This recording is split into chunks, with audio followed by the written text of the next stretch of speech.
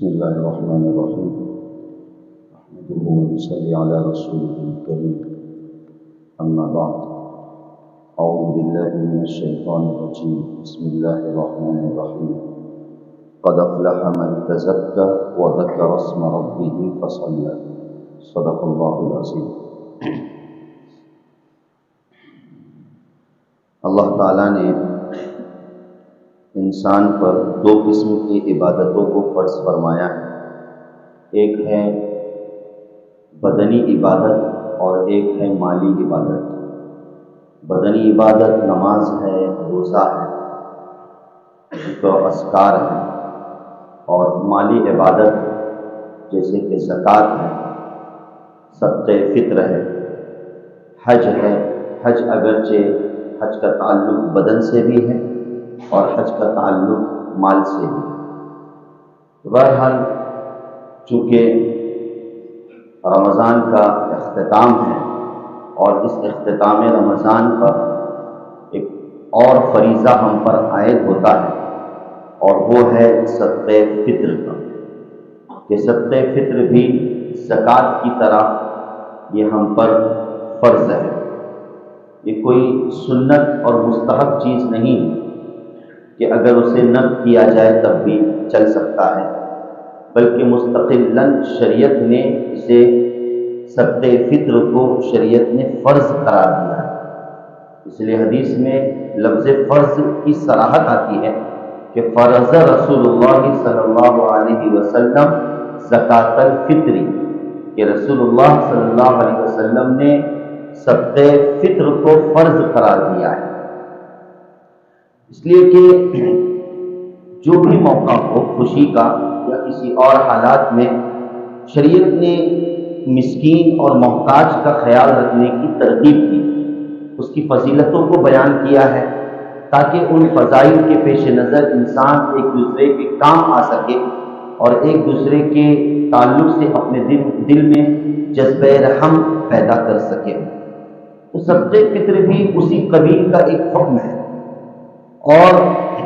یہ بھی ہجرت کے دوسرے سال میں فرض کی گئی. صدقہ فطر کو ہجرت کے یعنی نبی کریم صلی اللہ علیہ وسلم جب مدینہ میں تشریف لے گئے تو اس کے دوسرے سال میں صدقہ فطر یہ فرض ہوا.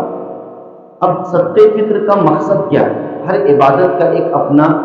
مقصد ہوتا ہے اور اس کی ایک خاص شان اور خصوصیت ہوتی ہے. جیسے روزے کا مقصد تقویٰ ہے، اللہ نے قرآن میں ذکر فرمایا لعلکم تتقون. تو اسی طریقے سے صدقہ فطر کا بھی ایک مقصد ہے، جس مقصد کو نبی کریم صلی اللہ علیہ وسلم نے حدیث پاک میں ذکر فرمایا. سب سے پہلا مقصد آپ صلی اللہ علیہ وسلم نے ذکر فرمایا کہ یہ طہرۃ للصائم، کہ یہ روزے دار کے لیے پاکی کا ذریعہ ہوتا ہے. جیسے کہ بعض حضرات نے قرآن کریم کی اس آیت سے بھی استدلال کیا ہے جو سورۃ الاعلیٰ میں ہے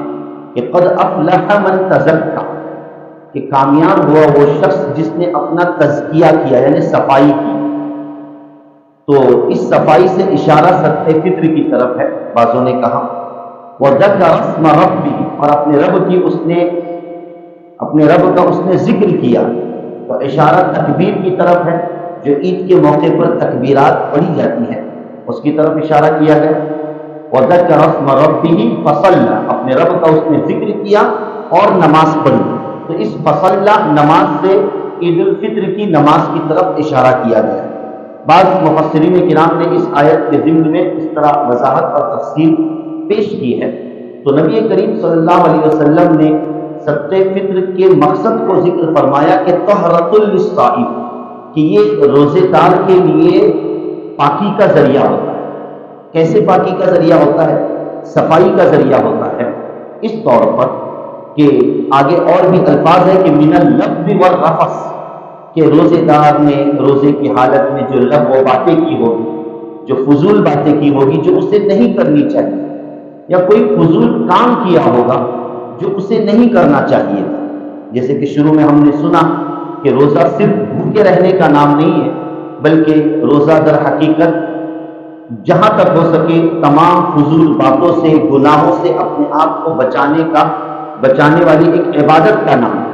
لیکن پھر بھی ایک انسان ہونے کی حیثیت سے انسان سے خطا اور غلطی ہو جائے اور اس نے اس کا خاص خیال نہیں رکھ پایا اور روزے کی حالت میں اس نے لغو باتیں کی، فضول باتیں کی، غلط باتیں کی، کسی کا دل دکھایا وغیرہ وغیرہ ساری چیزیں ہیں، تو ان ساری چیزوں سے صفائی کی خاطر اب اسے صدقہ فطر دینا ہے۔ ان ساری چیزوں سے صفائی کی خاطر اب اسے گویا کہ صدقہ فطر دینا ہے کہ اس صدقہ فطر کے ذریعے سے یہ جو دوسری چیزیں جو روزے کے ساتھ پراگندہ ہو چکی ہے، یعنی روزے کو تھوڑا گندا کرنے کی کوشش کی گئی، تو انشاءاللہ اس صدقہ فطر کے ذریعے سے اللہ تعالیٰ ان چیزوں کو صاف فرما دے گا۔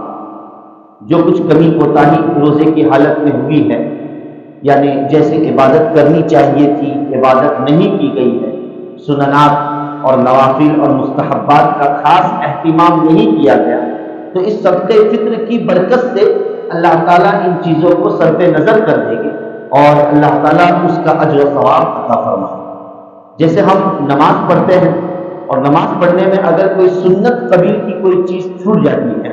مستحب قبیل کی کوئی چیز، مستحب نہیں بلکہ سنت قبیل کی چیز کوئی چھوٹ جاتی ہے، تو ایسی صورت میں آخر میں سجدہ سہو رکھا گیا کہ سجدہ سہو کے ذریعے سے اس کی تلافی کی جاتی ہے۔ تو اسی طریقے سے صدقہ فطر رمضان کے آخر میں رکھا گیا ہے تاکہ اس صدقہ فطر کے ذریعے سے پورے رمضان میں جو کچھ کمی کوتاہی ہوگی اللہ تعالیٰ اس صدقہ فطر کی برکت سے انشاءاللہ اس کو معاف کر دے۔ تو یہ ایک پہلا مقصد ہے جو حدیث میں نبی کریم صلی اللہ علیہ وسلم نے ذکر فرمایا، اور دوسرا مقصد آگے ذکر فرمایا کہ وَطَعْمَةٌ لِلْمَسَاکِینِ، کہ صدقہ فطر کا ایک مقصد یہ ہے کہ جو مسکین ہے، جو غریب ہے، جو ضرورت مند اور محتاج ہے، تو ان کے لیے ایک کھانے کا اور اسی طریقے سے عید کے گزارنے کا ایک سبب اور ذریعہ بن جائے کہ آپ تو عید کی خوشیوں کو حاصل کر رہے ہو، اللہ نے آپ کو مال دیا ہے، لیکن آپ کا پڑوسی، غریب، مسکین، محتاج جو بھی ہے وہ بھی اس بات کا حق رکھتا ہے کہ وہ خوشیاں منائے۔ اسلام اس بات کی ہرگز اجازت نہیں دیتا کہ آپ اپنے گھر میں خوشیاں منائیں اور آپ کا قریبی فاقے کی زندگی گزارے، آپ کا قریبی گویا کہ مفلسی کی زندگی گزارے، اس کے گھر میں چولہا نہ جلے، تو یہ مناسب ایک ایمان والے کے مناسب نہیں۔ اسی لیے شریعت نے صدقہ فطر جیسے ایک پاکیزہ عمل کو رکھا ہے تاکہ معاشرے میں کوئی بھی باقی نہ رہے، سب عید کی خوشیوں میں شریک ہو جائے۔ اس لیے حدیث میں آتا ہے کہ یہ بھی بات ملتی ہے کہ روزہ آسمان اور زمین کے درمیان معلق رہتا ہے، یعنی اللہ کے حضور اس وقت تک روزہ نہیں پہنچتا ہے جب تک کہ بندہ اپنی طرف سے صدقہ فطر کو نہ نکالے، بندہ اپنی طرف سے صدقہ فطر کو نہ نکالے، اس وقت تک روزہ اللہ تعالیٰ کی بارگاہ میں نہیں پہنچتا۔ اس لیے اگر ہم چاہتے ہیں کہ ہمارا روزہ اللہ کے یہاں شرط قبولیت تک پہنچ جائے اور اللہ تعالیٰ اسے قبول فرما لے، تو اس کے لیے ضروری ہے، سنت نہیں کہہ رہا ہوں بلکہ ضروری ہے کہ ہم صدقہ فطر کے فریضے کو ادا کرنے والے بنیں۔ اس کی بہت بڑی اہمیت اور فرضیت کو شریعت نے پیش فرمایا، جس طرح زکوٰۃ کو فرض فرمایا ہے اس طریقے سے صدقہ فطر کو بھی شریعت نے فرض اور لازم قرار دیا۔ اسے فطر کیوں کہتے ہیں؟ صدقۃ الفطر، فطر کہنے کی وجہ کیا ہے؟ اس کی دو وجہ علماء کرام نے پیش فرمائی ہے۔ فطر کے اصل معنی ہے چھوٹنے کے، فطر کے اصل معنی ہے افطاری کے، اسی سے ہم کہتے ہیں کہ افطار، بھائی میں نے روزہ افطار کیا، یعنی روزے کو چھوڑ دیا، کچھ کھا کر کچھ پی کر میں نے اپنے روزے کو چھوڑ دیا۔ فطر عربی میں کہتے ہیں چھوڑنے کو، تو اسی وجہ سے ہم افطاری کہتے ہیں، مطلب میں نے اس وقت میں روزے کو چھوڑ دیا۔ تو فطر کا ایک مطلب یہ ہے کہ چونکہ آخر میں رمضان کے آخر میں پورے روزے ختم ہو رہے ہیں اور روزوں کو چھوڑا جا رہا ہے، تو اس حیثیت سے اس چھوڑنے کے شکرانے پر ہم جو صدقہ دے رہے ہیں تو اس صدقے کو صدقۃ الفطر کہا جاتا ہے۔ اس لیے یہ بات سمجھی جائے کہ یہ صدقہ کوئی جرمانہ نہیں، نعوذ باللہ من ذالک، کوئی ٹیکس نہیں، کوئی جرمانہ نہیں، بلکہ یہ صدقہ در حقیقت شکرانہ ہے، جرمانہ نہیں ہے بلکہ کیا ہے؟ شکرانہ ہے کہ بندہ اس صدقہ فطر کے ذریعے سے مالی عبادت کہ اللہ پورا رمضان میں نے روزہ ایک بدنی عبادت میں نے قائم کی ہے اور بدنی عبادت کا میں مکلف تھا، اس کو میں نے رکھا، اب الحمدللہ میرے پورے روزے ہو چکے ہیں، تو بطور شکرانہ میں صدقہ فطر ادا کرتا ہوں۔ تو یہ صدقہ فطر ایک شکرانہ ہے، تو اس حیثیت سے اسے فطر کہا جاتا ہے۔ اور ایک فطر کا معنی یہ ہے جس کو اللہ تعالیٰ نے قرآن کریم میں بھی ذکر فرمایا ہے کہ فطر کہتے ہیں فطرت اور بناوٹ اور خلقت۔ فطر کہتے ہیں عربی میں فطرت، طبیعت، مزاج، بناوٹ اور خلقت کو، جیسے اللہ نے اس معنی میں قرآن کریم کی یہ آیت ذکر فرمائی ہے کہ فطرت اللہ التی فطر الناس علیہا، کہ اللہ نے انسان کو اور انسانیت کو اپنی فطرت پر، اپنی خود کی فطرت پر اللہ تعالیٰ نے انسانیت کو کیا کیا ہے؟ بنایا ہے اور پیدا فرمایا ہے۔ لہذا یہاں ایک فطر کا معنی اپنی جان کے آ رہا ہے اور اسی طریقے سے اپنے وجود کے معنی میں آ رہا ہے کہ یہ صدقہ فطر در حقیقت جان کا صدقہ ہے۔ لوگ بولتے ہیں بھائی جان کا صدقہ نکالو، جان، ایک عام حالات میں لوگوں میں یہ میسج رہتا ہے کہ بھائی جان کا صدقہ نکالنے کا کیا طریقہ ہے؟ تو عام حالات میں وہ جان کے صدقہ آپ کسی بھی طریقے سے نکال سکتے ہیں، اس کے لیے بکرا ذبح کرنا چاہیے اور ذبح خون بہائے گئے تبھی وہ جان کا صدقہ ادا ہوگا، ایسی بات نہیں۔ اس سلسلے میں بات آ چکی ہے کہ یہ جان کا اپنا صدقہ ہوتا ہے، اس وجہ سے اس صدقے کو صدقۃ الفطر کہا جاتا ہے۔ اسی طریقے سے جہاں تک مسائل کی بات ہے کہ صدقہ فطر کس پر واجب ہوتا ہے،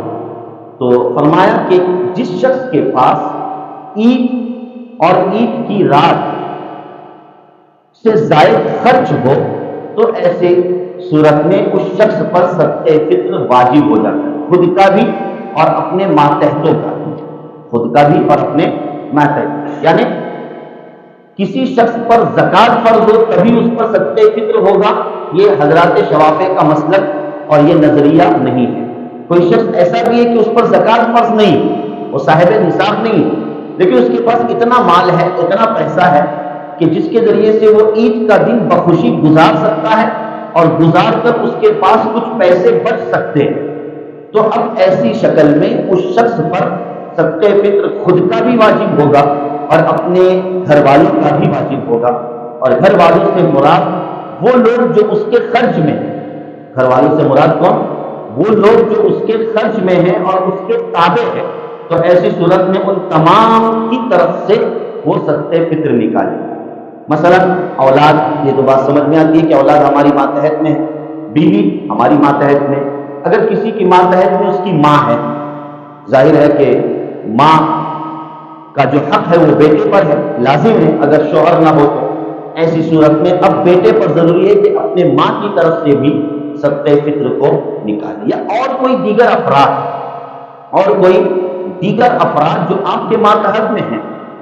تو ایسی صورت میں آپ کے گھر میں رہتے آپ کے خرچ میں ہیں، چاہے وہ یتیم بچہ ہو یا کوئی اور فرد ہو، تو ایسی صورت میں ان کی طرف سے بھی صدقہ فطر نکالنا واجب اور ضروری ہو۔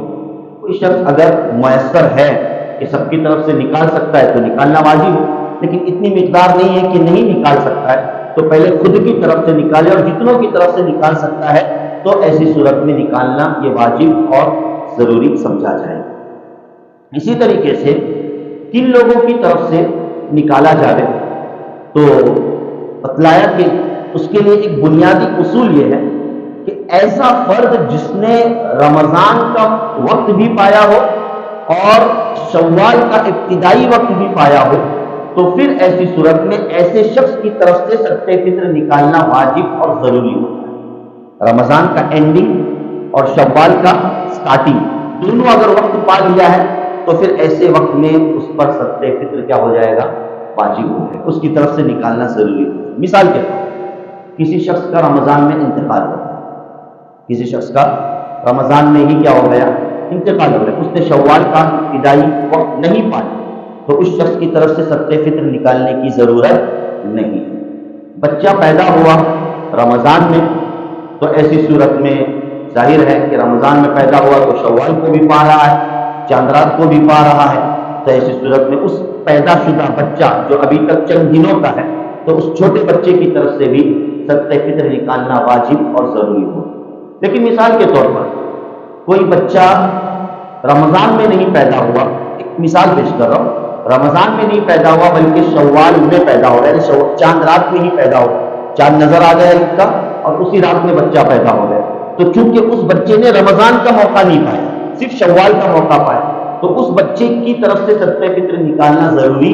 نہیں ہے۔ اگر نکالے انشاءاللہ اچھی بات ہے، نکالنا چاہیے، اللہ تعالیٰ کی طرف شکرانہ پیش کرنا چاہیے، لیکن یہ کہ مسائل کے اعتبار سے چونکہ اس نے رمضان کا وقت نہیں پایا ہے، اس لیے اس بچے کی طرف سے صدقہ فطر نکالنا ضروری نہیں ہے۔ حتیٰ کہ کوئی شخص عید کے دن یا بعد میں انتقال ہو گیا، اس کی طرف سے صدقہ فطر نکالا نہیں گیا، تو ورثہ کو اور اس کے جو رشتہ دار ہیں، گھر والے، ان کے لیے ضروری ہے کہ اس کی پراپرٹی میں سے، اس کی جائیداد میں سے پہلے صدقہ فطر کو ادا کریں، اس کے بعد پھر اگلے مراحل کو ادا کرنے کی فکر اور کوشش کریں۔ اسی طریقے سے صدقہ فطر کو کب ادا کریں؟ ایک تو وقت جواز ہے، اس کے کچھ اوقات ہیں، جیسے کہ نماز پڑھنے کے کچھ اوقات ہوتے ہیں، تو صدقہ فطر کے بھی کچھ اوقات ہوتے ہیں۔ ایک وقت ہوتا ہے وقت جواز، یعنی جائز ہے آپ کا دے دینا، وہ وقت جواز رمضان سے پورے ایک رمضان سے آخر تک اس کا وقت جواز ہے۔ اگر کسی نے پہلے روزے کو بھی صدقہ فطر دے دیا مثال کے طور پر، یا دوسرے روزے کو بھی صدقہ فطر دے دیا، تو بھی اس کا صدقہ فطر کیا ہو جائے گا؟ ادا ہو جائے گا، لیکن یہ جائز ہے۔ بہتر اور افضل طریقہ کون سا ہے؟ چونکہ ہر عبادت کے ساتھ اس کا مقصد وابستہ ہے، اور صدقہ فطر کا مقصد یہ ہے کہ عید کی خوشیوں میں شریک کرنا۔ اگر آپ نے بہت پہلے اگر دے بھی دیا ہے تو ہو سکتا ہے کہ وہ چیز جو آپ نے دی ہے وہ بہت پہلے یوز ہو جائے اور عید کے موقع پر وہ چیز یوز نہ ہو پائے، تو وہ مقصد خاص حاصل نہیں ہو پائے۔ لیکن جہاں تک جواز کی بات ہے تو جائز ہے، آپ نے صدقہ فطر ادا کر دیا، آپ اس ذمہ داری سے ہٹ گئے۔ تو ایک ہے وقت جواز جو پورے رمضان میں کبھی بھی دیا جا سکتا ہے، اور ایک ہے وقت افضل بہتر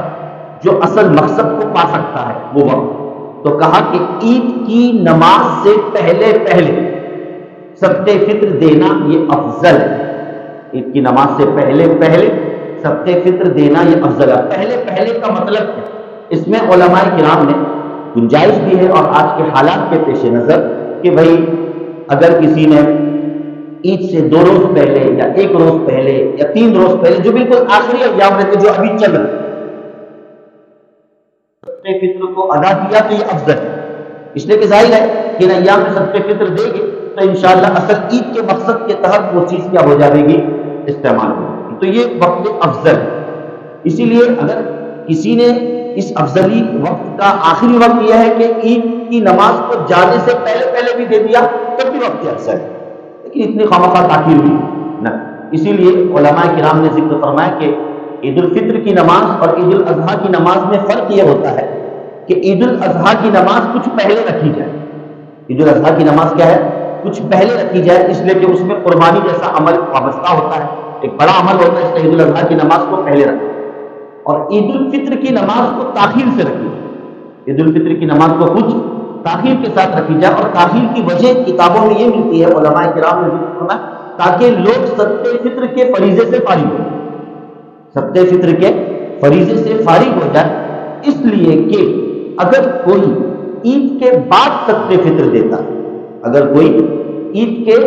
بعد صدقہ فطر دیتا ہے تو عید کی نماز کے بعد صدقہ فطر دینا یہ مکروہ ہے۔ اب وقت مکروہ شروع ہو گیا۔ بس پہلا وقت تھا وقت جواز پورا رمضان، دوسرا وقت تھا وقت افضل جو عید سے بالکل ٹچ چند دنوں پہلے بھی دے دے تو وقت افضل میں داخل، اور تیسرا وقت ہے وقت کراہت، یعنی عید کی نماز کے بعد اگر کوئی دے رہا ہے دوپہر تک یا عید کی نماز کے بعد دے رہا ہے تو یہ وقت کراہت ہے، یعنی صدقہ فطر کی فضیلت تو حاصل ہو جائے گی لیکن اس طرح کرنا، تاخیر کرنا مکروہ ہو گیا، حتیٰ کہ پورا عید کا دن گزر گیا اور آپ نے صدقہ فطر کو ادا نہیں کیا تو اب یہ وقت حرمت شروع ہو گئی، یعنی اس طرح تاخیر کرنا اب حرام، اس طرح تاخیر کرنا کیا ہو گیا؟ حرام ہو گیا۔ قضا تو ضروری ہے، ایسا نہیں کہ بھائی دینا حرام، تاخیر کرنا حرام۔ بعض لوگ یہ پوچھتے بھائی اب دینا حرام ہو گیا، اب نہیں دینا چاہیے نا، ایسا نہیں، دینا تو فرض ہے، وہ تو لازمی ہے، لیکن آپ کا عمل کو تاخیر کرنا، مؤخر کرنا، یہ کیا ہو گیا ہے اب حرام، اس کا ایک الگ گناہ ہو گیا۔ تو بہرحال جہاں تک ہو سکے پہلے ادا کرنے کی فکر اور کوشش کرے تاکہ اس مقصد کو حاصل کر سکے۔ دوسری بات جو بنیادی چیز ہے کہ صدقہ فطر کیا نکالے اور کتنا نکالے، کیا نکالے اور کتنا نکالے۔ حضرات شوافی کے اعتبار سے کتابوں میں یہ مسائل میں یہ بات ہے، اس لیے کہ جو حدیث بھی پیش کی گئی ابھی اللہ کے رسول صلی اللہ علیہ وسلم نے قیمت کا تذکرہ نہیں کیا حدیث میں، جو بھی احادیث صدقہ فطر سے متعلق ہے اس میں اللہ کے رسول صلی اللہ علیہ وسلم نے چیزوں کا تذکرہ فرمایا، قیمت کا تذکرہ کسی بھی حدیث میں ذکر کیا نہیں گیا، بلکہ چیز کا تذکرہ۔ اور چیز کیا ہے کہ صاع من تمر، کہ میں کھجور، ایک سا کھجور اللہ کے راستے میں دے دیں، چونکہ عربوں میں کھجور بطور قوت اور بطور غذا کے استعمال کیا جاتا ہے، اس وجہ سے کھجور کا تذکرہ ہے۔ اسی طریقے سے جو کا تذکرہ آتا ہے، اس وقت کے اعتبار سے جو کو بھی استعمال کیا جاتا تھا۔ تو جس ملک اور جس شہر کی جو غذا ہے،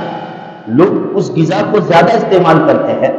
تو اس کو ادا کرنا یہ لازم اور ضروری ہے، اس کو ادا کرنا یہ لازم اور کیا ہے، ضروری ہے۔ بس سمجھ میں آ رہی؟ جیسے ہمارے علاقے کے اعتبار سے، علاقائی اعتبار سے لوگ گیہوں کا بھی استعمال کرتے ہیں اور چاول کا بھی استعمال کرتے ہیں، تو گیہوں سے بھی اگر کسی نے صدقہ فطر ادا کیا ادا ہو جائے، چاول کے ذریعے سے بھی صدقہ فطر ادا کیا ادا ہو جائے، اس میں کوئی فرق نہیں ہے، کوئی یہ نہیں، دونوں چیزیں بطور برابر استعمال کی جاتی ہے۔ تو غذا جہاں تک ہو سکے غذا کا استعمال، جہاں تک ہو سکے کیا ہے، اناج کے ذریعے سے صدقہ فطر کو ادا کرنے کی کوشش کریں۔ بعض لوگ یہ کہتے ہیں کہ بھائی لوگ اناج نہیں لیتے ہیں یا پسند نہیں کرتے، قیمت کی طرف زیادہ رغبت رکھتے ہیں، تو ایسی صورت میں فقہاء کرام نے اس بات کی بھی اجازت دی ہے کہ اگر کسی علاقے میں یا کسی بستی یا محلے میں ایسا رجحان ہو کہ بھائی اناج کو پسند نہیں کیا جاتا بلکہ پیسوں کو پسند کیا جاتا ہے، فقراء مساکین پیسوں کو مانگتے ہیں، تو پھر ایسی صورت میں دیگر مسالک کے پیش نظر قیمت دے کر بھی صدقہ فطر کو کیا کیا جا سکتا ہے، ادا کیا جا سکتا ہے، روپے پیسوں کی شکل میں بھی صدقہ فطر کو ادا کیا، لیکن افضل اناج، افضل کیا ہے، اناج۔ اور اس کے پیچھے ایک حکمت ہے، اس کے پیچھے حکمت ہے۔ آپ پیسے دے دو گے تو ہو سکتا ہے کہ وہ پیسے ایک طریقے سے اس وقتی طور پر ہی کیا ہو جائے، استعمال ہو، وقتی طور پر کیا استعمال ہو، اس لیے کہ حدیث میں مقصد کیا بیان کیا گیا، تو طعمۃ للمساکین، مساکین کے لیے ایک کھانے کا انتظام ہو جائے اور اچھی گویا کہ قوت کا انتظام ہو جائے۔ اب یہ کھانا صرف عید ہی کے دن ہو ایسا کوئی ضروری نہیں، ایک کافی وقت تک الحمدللہ اس کا اناج کیا ہو سکتا ہے، چل سکتا ہے۔ آپ نے پیسے دے دیا تو پیسے کا سرکل صرف عید کے دن تک ہی محدود رہے گا، ظاہر ہے پیسے کا سرکل کیا ہے اور اس کی حد فقط عید کے دن تک ہی رہے گا۔ لیکن اگر آپ نے کثیر تعداد میں اناج دیا، ماشاءاللہ ہمارے علاقے میں رائج ہے اور بہت سی جگہوں پر اس پر خصوصاً ہمارے کوکر میں اللہ کے فضل و کرم سے اس پر زیادہ عمل کروانے کی کوشش کی جاتی ہے، اور اجتماعی شکل میں اس کا زیادہ اثر اور اس کا زیادہ کیا ہوتا ہے، فائدہ ہوتا ہے۔ خود ہماری اس مسجد میں بھی الحمدللہ اجتماعی نظم ہے اور دیگر جگہوں پر بھی۔ اور گزشتہ 1-2 سال پہلے کی جو بات پیش کر رہا ہوں، جو ایک رپورٹ ہمارے سامنے آئی تھی کہ چپلون جو قریبی تعلقے میں باقاعدہ جب اناج کو جمع کیا گیا، کئی کلو ماشاءاللہ ایک غریب کو الحمدللہ اناج پہنچ گیا، آرام سے اس کا سال بآسانی گزر جائے، اتنا اناج کوانٹٹی میں اس کو ملا، تو کتنی بہترین بات ہے۔ اگر اسی کے جگہ پر اگر پیسہ نکالا جاتا تو پیسہ اتنا سال بھر نہیں چلتا، لیکن آپ نے اناج نکالا تو الحمدللہ چاول، سال بھر کا چاول گھر میں بھر یا سال بھر کا گیہوں گھر میں کیا ہے، الحمدللہ بھرا ہوا ہے۔ ایک کافی حد تک کیا ہے، سہولت مل سکتی ہے۔ یہ فقہاء کرام جو مسائل بیان کرتے وہ ایسے ہی نہیں بیان کرتے، اللہ والوں کی بڑی نظر رہتی احادیث پر اور ان ساری چیزوں پر۔ تو جو فائدہ اناج کے ذریعے سے ہوگا وہ فائدہ روپے پیسوں سے نہیں ہو سکتا۔ ہاں جواز اپنی جگہ پر کہ بھائی اگر ادا کر دیے تو ٹھیک ہے، ادا ہو جائے گا صدقہ فطر، لیکن افضلیت کی طرف ہماری زیادہ توجہ اور افضلیت کی طرف زیادہ نظر ہونی چاہیے۔ تو اب کیا نکالے، تو کہا کہ اناج نکالے، کون سا نکالے، تو اس میں جسے بات غالباً آ چکی ہے اس سے پہلے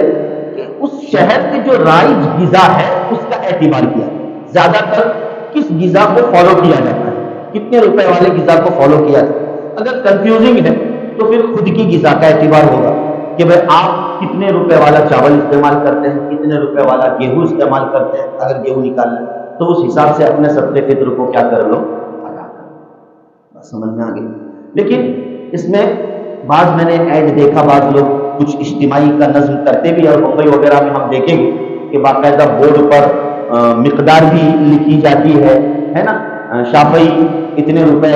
حنفی اتنے روپے، اہل حدیث اتنے روپے۔ اب کیا ہے، چونکہ انہیں کچھ زیادہ تعداد میں جمع کرنا ہوتا ہے تو کم سے کم قیمت کو لکھ دو، مناسب نہیں، کم سے کم قیمت۔ اب ایک میں نے ایڈ دیکھا 70 روپے لکھا ہو کہ 70 روپے سے 2.5 کلو کا معاملہ کیا ہو گیا، کاٹو کاٹ کیوں کر رہے ہو سکتا ہے کہ وہ 70 روپے اس کا ادا نہ ہو پائے، فطرہ ممکن ہے، تو یہ خواہ اپنی کوانٹٹی بڑھانے کے لیے آپ اتنی کم مقدار کو کیوں لکھ رہے ہیں؟ متوسط تو لکھو کم سے کم، ہم یہ نہیں کہہ رہے کہ اعلیٰ لکھو، لیکن متوسط تو لکھو، بیلنس تو رہنا چاہیے۔ کہاں 60 اور 70 روپے آپ یہ کر رہے ہیں، تو مناسب نہیں ہے۔ بلکہ چونکہ کہا کہ 2.5 کلو اناج، ہر شخص کی طرف سے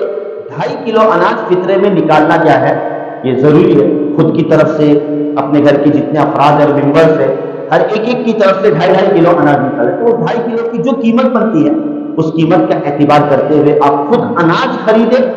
اور اناج خرید کر اجتماعی نظام میں داخل کریں، یا کہ انفرادی طور پر آپ دینا چاہیں تو انفرادی طور پر دیں، لیکن 2.5 کلو ضروری حضرات شوافے کے اعتبار سے، اس میں کمی بیشی نہ کریں۔ اللہ کے نام پر سال میں ایک دفعہ صدقے فطر دینا ہے، ورنہ عام دنوں میں تو نفلی صدقات ہے، لیکن سال میں ایک دفعہ فرض صدقہ دینا ہے۔ اب چونکہ میں نے زکات، مجھ پر زکات بھی فرض نہیں تھی، اس لیے میں نے زکات نہیں دیا، تو کم سے کم اس فریضے کو میں اچھے اور بحسن خوبی انجام دوں، اس لیے چند پیسے اور لگا دوں، اس سے کیا فرق پڑتا ہے؟ اگر مثال کے طور پر میری کوانٹٹی 125 روپے کی بنتی ہے، اگر کاٹو کاٹ اگر دیکھا جائے، یا 100 روپے کی بنتی ہے، تو اس میں 10-5 روپے اور لگا دوں، اور راؤنڈ فگر کر کے گویا کہ وہ 2.5 کلو کی قیمت کو پورا کر دو، تو ماشاءاللہ اچھی بات ہے۔ اور یہ ظاہر بات ہے کہ یہ کوانٹٹی اور راؤنڈ فگر یہ ان لوگوں کے لیے جن کے لیے ظاہر بات ہے کہ اتنا معاملہ نہیں ہوتا ہے، ایک متوسط اور کہہ لیجیے کہ مڈل کلاس کے جو افراد ہوتے ہیں تو ٹھیک ہے ان کے، لیکن اللہ نے جن کو مال سے نوازا ہے، جو اہل ثروت ہے، تو وہ بھی اب کیلکولیشن کرتے رہے، اور کیلکولیٹر لے کے بیٹھے کہ 2.5 کلو کے کتنے ہوتے، اچھا نہیں لگتا ہے۔ بھائی دے دیجیے نا، اللہ نے آپ کو دیا، اچھا خاصا اللہ کے راستے میں صدقے فطر ادا کرنے کی کوشش کریں، اور ایکسٹرا دے، جیسے کہ میں نے کہا کہ بھائی صرف اناج کے ذریعے سے معاملے کو حل نہ کریں، بلکہ اناج کے علاوہ اور جو دانا پانی اور عید کے دن جو کچھ خرد و نوش کی چیزیں لگنے والی وہ اسباب آپ مہیا کریں، نور العالم بہت اچھی بات ہے، اس کا خاص خیال، ٹھیک ہے۔ تو 2.5 کلو اناج ہر فرد کی طرف سے یہ دینا صدقے فطر میں لازم اور ضروری ہے۔ بہرحال یہ چند صدقے فطر سے متعلق کیا تھے، مسائل تھے، تو اسے بعض لوگ اس سلسلے میں کوتاہی اور سستی کرتے ہیں اور ادا نہیں کرتے۔ ایک ہوتی ہے کہ بھائی بخل، وہ تو ہونا ہی چاہیے، لیکن ایک ہے کہ بخل تو نہیں ہوتا ہے، لیکن اس کی اہمیت نہ ہونے کی بنا پر اب سستی اور کاہلی کرتے ہیں، اور وہ فریضہ رہ ہی جاتا ہے۔ تو اس طرح نہ ہو کہ ہم حقوق العباد میں بھی، حقوق اللہ اور حقوق العباد کے اعتبار سے ہم کمی کوتاہی کریں، بلکہ جو فریضہ اللہ نے ہم پر عائد کیا ہے اس کو ہم بحسن خوبی انجام دیں۔ ہو سکتا ہے کہ ہمارا اللہ کے راستے میں یہ پیسہ لگانا کل قیامت کے دن اور آخرت میں نجات کا اور اللہ کی رضامندی کا انشاءاللہ ذریعہ بن جائے۔ اللہ پاک سمجھنے کی توفیق نصیب فرمائے، اور صدقے فطر کو فوری طور پر ادا کرنے کی، بحسن خوبی ادا کرنے کی اللہ تعالیٰ توفیق نصیب فرمائے۔ آمین یا رب العالمین۔ وآخر دعوانا